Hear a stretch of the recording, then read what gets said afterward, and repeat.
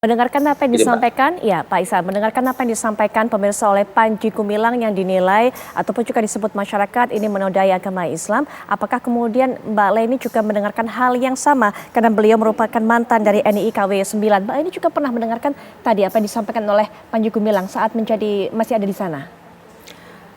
Sebelumnya sih nggak itu ya, hanya aplikasi tata cara maksudnya itu peribadatan gitu ya, yang seperti sholat itu belum diwajibkan gitu.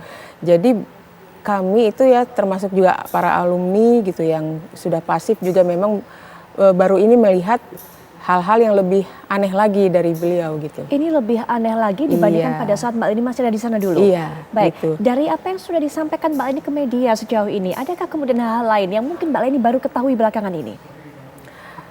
Sejauh ini sih nggak ada ya, itu saya rasa masih yang baru-baru gitu, yang dilakukan sama beliau gitu. Baik.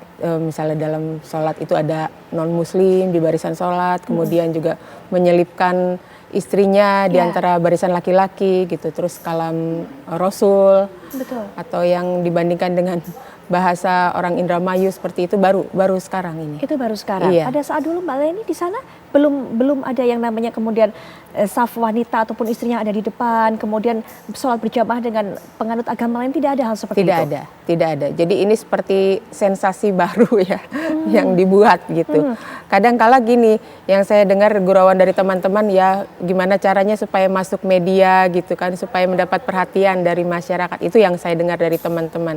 Karena memang itulah yang dipahami ya, sifat dari dia itu semuanya itu mungkin terbawa spirit masa lalu gitu, jadi yang harus berbeda, semuanya itu harus berbeda dengan masyarakat kebanyakan gitu. Tahan sampai di situ Mbak Leni, nanti kita akan gali lebih jauh lagi karena kalau dari Mbak Leni cerita bahwa teman-temannya yang mungkin juga masih di sana mengatakan bahwa itu salah satu upaya dari Panji Gumilang untuk bisa mendapatkan perhatian ataupun sorotan masyarakat. Mengapa hal itu terjadi dan juga bagaimana sosok Panji Gumilang ini menurut mata ataupun juga saksi dari Mbak Leni yang merupakan mantan dari anggota NII KW 9. Kami akan perdalam sesaat lagi, tetaplah bersama kami di Apa Kabar Indonesia Malam Akhir Pekan. Sebelum kita lanjutkan perbincangan, saya juga akan perkenalkan narasumber berikutnya yang sudah tiba di studio dan juga akan memberikan pandangannya dalam perbincangan. Kali ini Mas Heri Firmansyah selaku ahli hukum pidana. Assalamualaikum warahmatullahi wabarakatuh. Selamat malam Mas Heri. Waalaikumsalam warahmatullahi wabarakatuh. Selamat malam Mbak Putri. Baik, kita kembali lanjutkan dari cerita Mbak Leni tadi. Mbak Leni sempat mengatakan bahwa dari mantan-mantan anggota ini kemudian ada yang nyeletuk, ada yang kemudian bercanda bahwa jangan-jangan Panji Gumilang melakukan ini semua hal yang berbeda dengan pada saat dulu ketika Mbak Leni masih ada di sana untuk bisa mendapatkan perhatian publik. Apakah memang tipenya seperti itu, ingin mendapatkan atensi dari manapun? Iya, kalau menurut saya, kalau ditanya begitu, menurut saya iya. Padahal selama ini pondok pesantren ini begitu tertutup, tidak bisa dimasuki media atau siapapun, tidak tersentuh begitu Mbak Leni kesannya? Iya, karena yang sepengetahuan kami itu ya media juga udah enggan meliput ke sana gitu.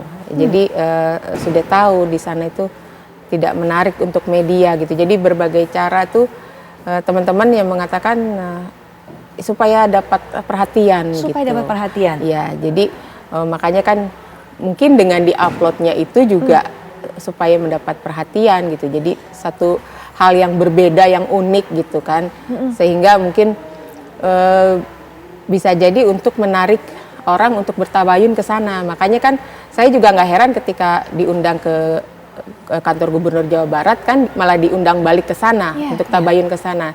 Ya, yang saya tahu sebelum-sebelumnya pejabat atau ex-pejabat yang datang ke sana itu kan hanya melihat dari permukaan fisik pembangunan di sana saja. Jadi banyak yang silau akhirnya. Jadi tidak fokus kepada permasalahannya, hanya melihat penampilan fisik dari pesantren itu saja gitu. Baik, Mbak Leni, menurut Mbak Leni apa yang diharapkan Panji Gumilang dengan mendapatkan sorotan ataupun perhatian dari masyarakat luar? Apakah ingin juga menambah jumlah jamaah atau ingin menambah jumlah infak atau seperti apa?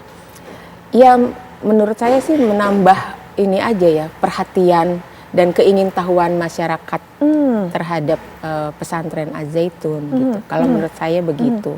Karena ya bagaimanapun saya lama di sana ya menyelami juga bagaimana karakter Panji Gumilang seperti ini. Seperti apa gitu. karakternya yang selama ini? Karena begitu terbatas kita mengetahui seperti apa sosok Panji Gumilang ini, Mbak Leni.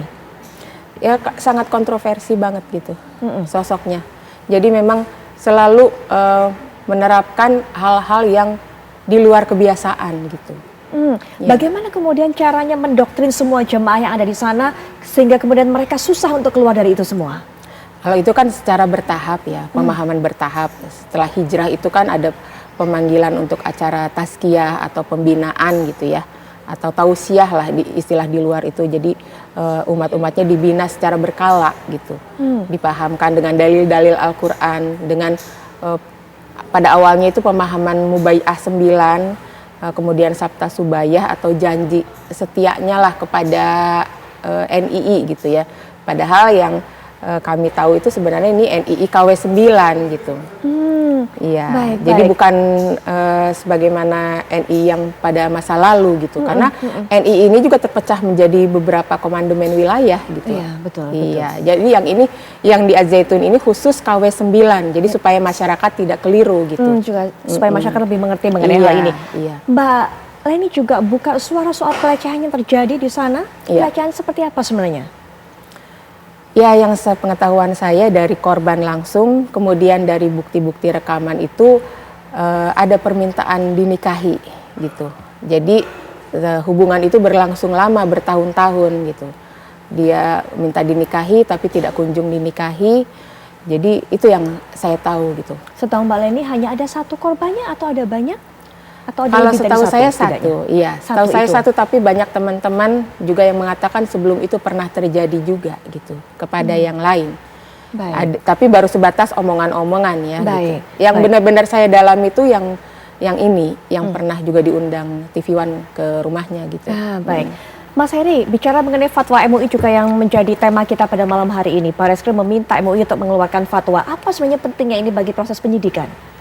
Ya, ini sebenarnya lebih kepada hukum Islam ya. Kalau kita bicara fatwa ini kan, jadi kita ini kan akan melihat juga sejauh mana kedudukan fatwa itu dalam peraturan perundang-undangan agar jangan sampai nanti ini diarahkan ke sana sehingga fatwa yang dikeluarkan kemudian tidak bisa digunakan dalam konteks hukumnya tadi. Nah, kalau kita lihat dalam tata urutan peraturan perundang-undangan, Undang-Undang Nomor 12 Tahun 2011, Mbak Putri, itu kan di pasal 7 ayat 1-nya kan memang mengatur tentang tata urutan peraturan perundangan itu dari Undang-Undang Dasar 1945 sampai ke bawah.